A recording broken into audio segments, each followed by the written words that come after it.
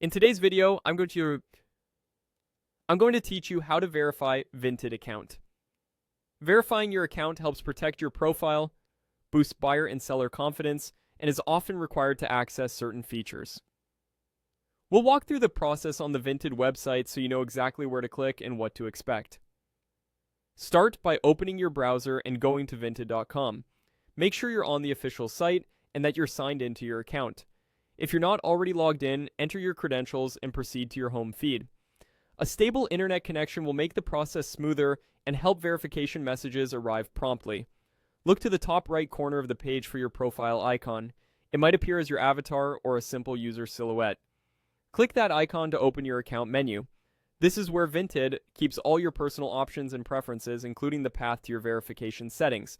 From the menu, choose Settings. This will take you to a page with several categories that control how your account behaves. You'll see options related to your profile, privacy, notifications, and more. We're heading to the section that manages your personal details. Select Account Settings. This is where your email address and phone number are listed. Keeping these details accurate ensures you can recover your account if needed and receive important notifications. Take a moment to confirm that the email and phone number displayed are correct and up to date. Next to your email and phone number, look to the right side for a Verify button. This button appears when verification is needed.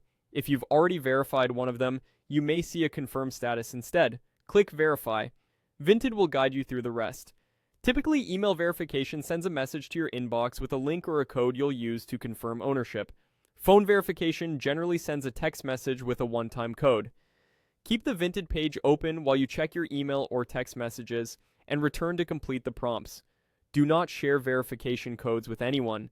If you don't receive the email, check your spam or junk folder and make sure your email address is spelled correctly. You can usually resend the message after a short wait.